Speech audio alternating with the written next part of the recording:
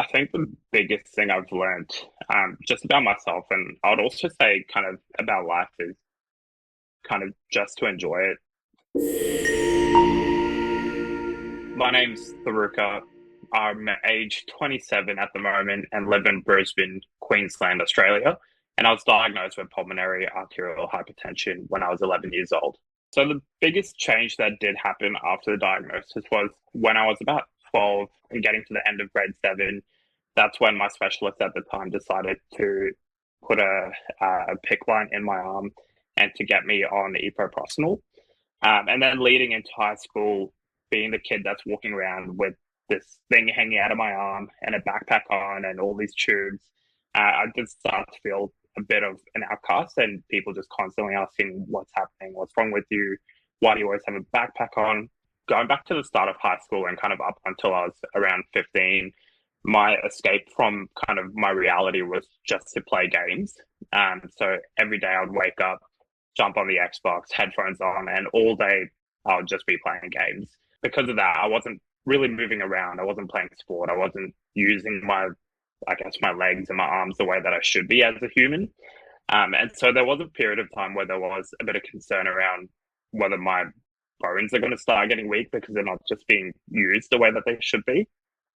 So when that kind of all started, my family started to push me a little bit more and just to get outdoors, just go for a walk, go do something. And then going back to when I was a kid, I loved cricket. So when I was 15, there's one day in particular, my parents convinced me and we went down to the nets, and turns out two of my mates that I'd grown up with who lived in the area, they just happened to be there at the same time. And so we started talking again, and it became kind of a weekly routine that us three would go down and play cricket. I guess the biggest change out of that was it started to show me that I wasn't as incapable as I was, and that I could kind of slowly go back to living the normal life that I did and running around and playing a bit of sport. And also, I think the biggest thing was now that I had these two friends that I was really starting to connect with again, it gave me a bit more of a community and kind of a bit more of a social life that really helped kind of bring me out of my shell again. Started to try a little bit harder at school, and kind of decided to set some proper goals in terms of what I wanted to do after school. And so really just pursued that, and thankfully I gave myself enough time in my schooling life to kind of get up to standard. And by the time I finished, I had the right OP to kind of get me into uni and just to get my foot in the door in the degree that I wanted. And then, yeah, bounced around uni and ended up with 2 degrees now.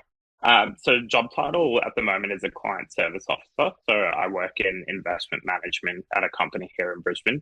There are the occasional days where maybe I have a sudden appointment come up or something happens and I'm not feeling well and need to go to the hospital every now and then, but it's not very common. And I'm really lucky that the leaders I have in the company I'm in, they're very flexible and very understanding.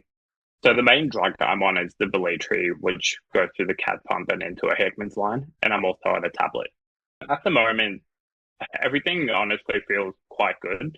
The only caveat being that I am down titrating on the Velitri at the moment, so I do get a little bit of short breathness here and there, but it doesn't stop me from living the life that I have lived for the past few years. Still playing soccer, going to the gym, running, doing everything that I normally do. I think one of the biggest ones that I did push myself and experience was just moving out of house.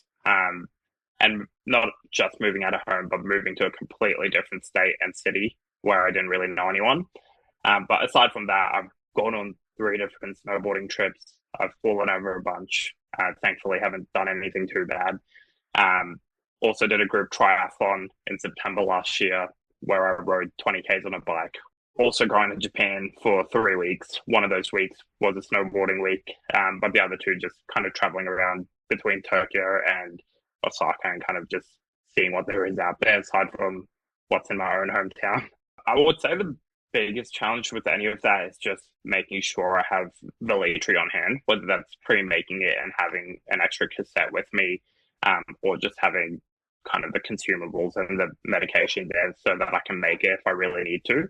Anytime anyone asks me the kind of things I've achieved over the past few years, then I tell them they all seem kind of a little bit shocked, especially the professionals that work in the medical space.